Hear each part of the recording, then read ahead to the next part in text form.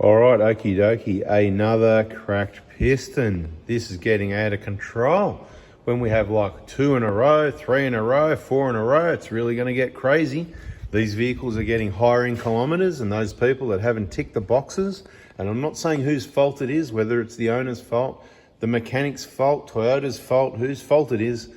And it's not your fault that you didn't see all my videos and information for over the last 10 years because you didn't really know that you had to do that.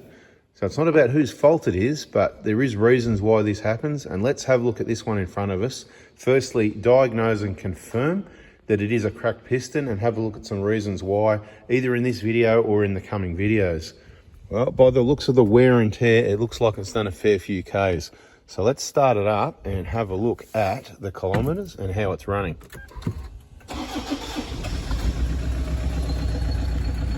Right, the dash is lit up like a Christmas tree. Nearly 400,000 kilometres, 397k. I think we can remember 397, can't we? Let's go out and have a listen to that choof choof. Choof choof choof. Okay, so we haven't got choof choof yet because I haven't taken the cap off. If this happens to your vehicle, be very careful who you tow it to. A lot of workshops, including Toyota dealers, like to really get into it and strip things down, nuts and bolts and parts everywhere, to diagnose the problem. But I want to teach you and them and confirm for the people that have already seen this dozens of times, this is all you need to do to confirm a cracked piston. Now I want to say briefly, this is a 1kd FTV.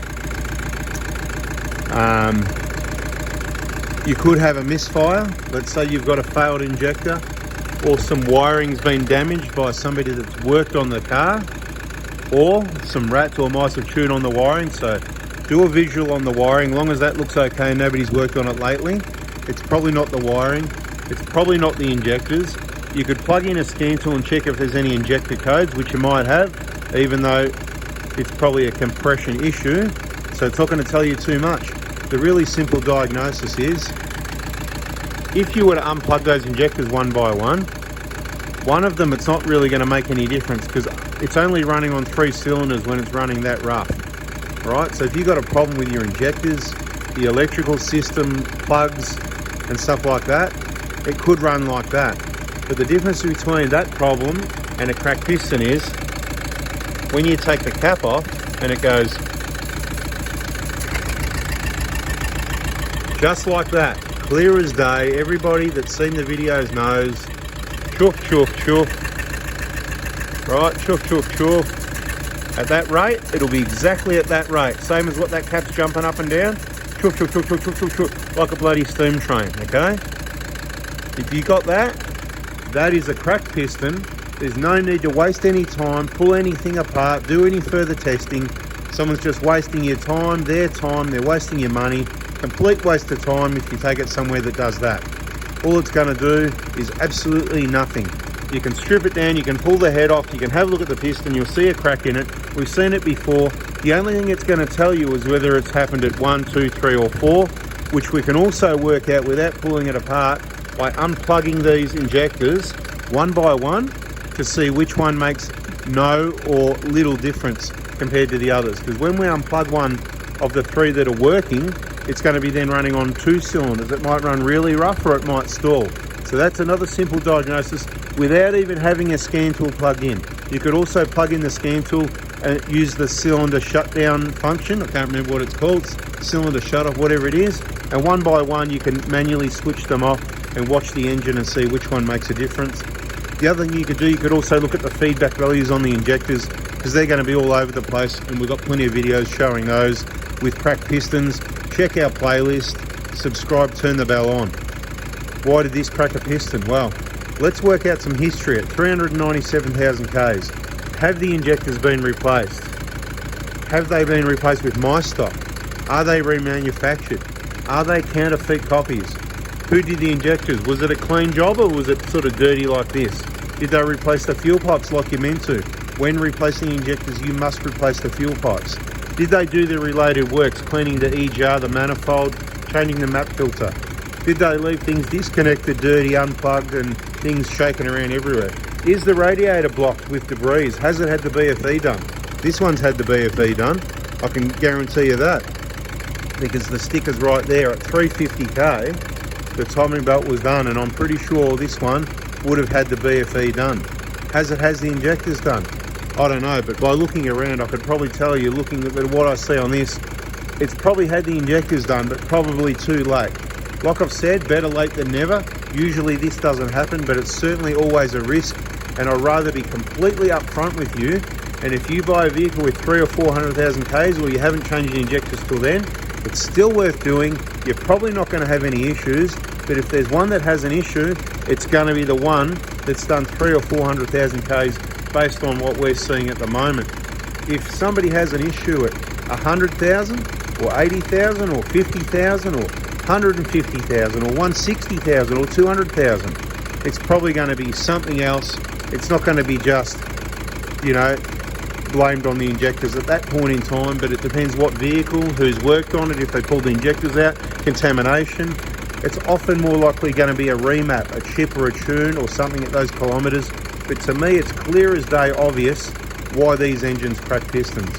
Now, what I'm going to do next, before I touch anything else, these doctors' hands don't want to get dirty.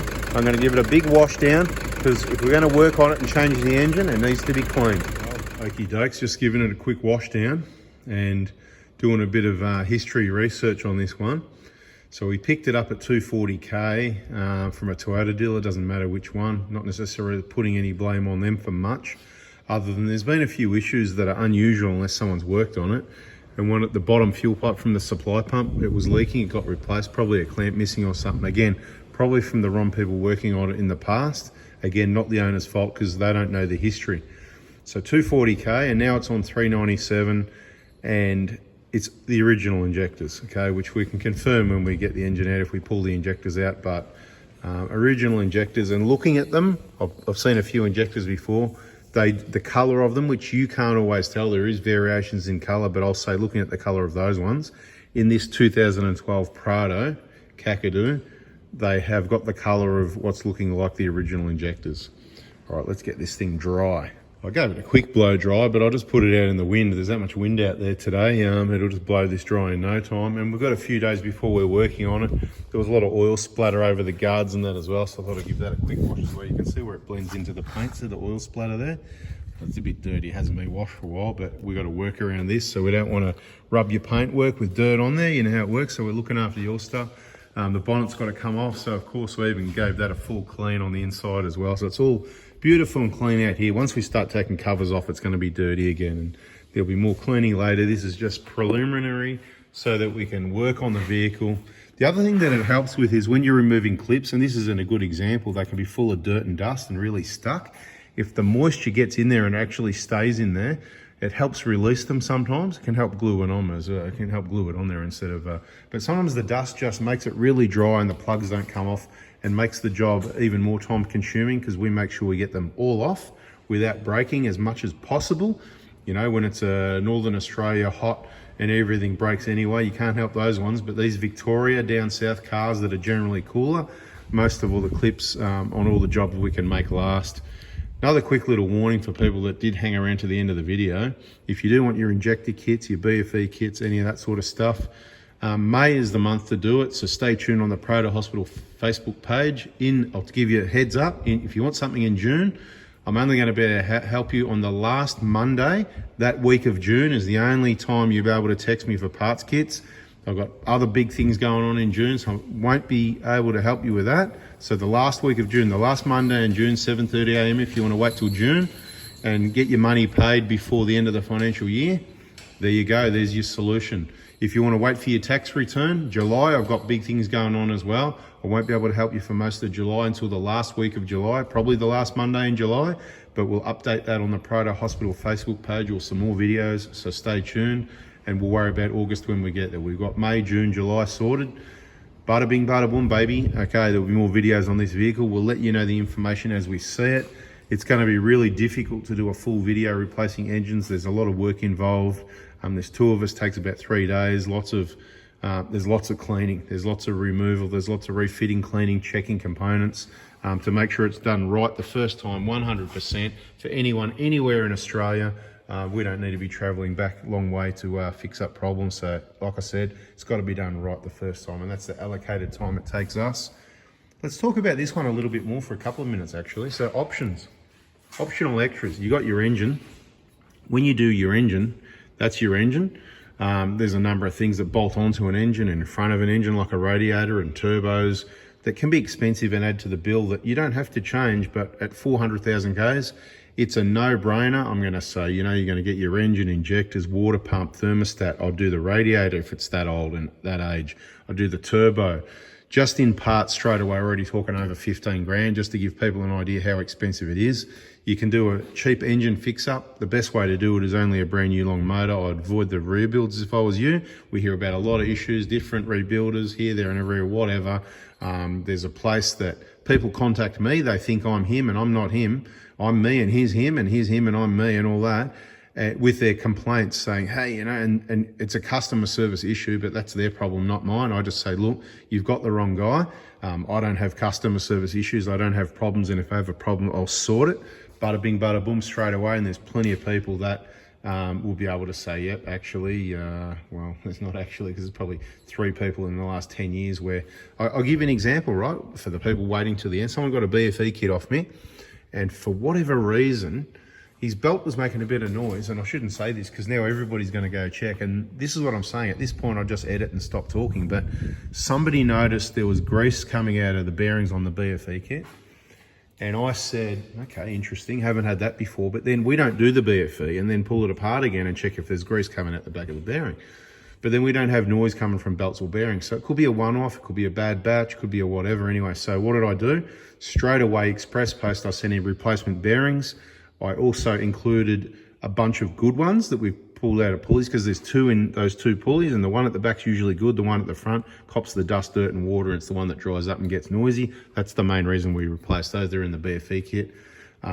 They're all brand new, genuine, original equipment. Koyo and NSK bearings shouldn't be a problem, but if there is, I'm happy to replace them. If it's only a few, no issues, but actually it's probably a good idea to send them back to me. I'll let the supplier know, and they can replace them for me as well. But, you know, I'm looking at, you know, we've got postage and time and all that. It's just a customer service thing. If you got any issues and we caused it, I'm going to sort it, and you've got a lifetime warranty on workmanship. So if we make a mistake, we've got to fix it or help you fix it. And if you need to be helped, you know, with some money or whatever you need, then that's what's got to happen. Bada bing, bada boom, that's business.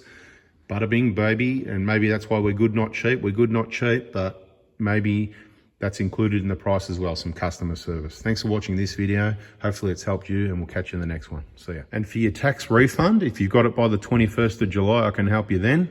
Make it the week of the 21st of July is the only week or day, Monday, 7:30 a.m. for parts in July. Whatever I just said. Bada bing, bada boom. Catch you on the next one.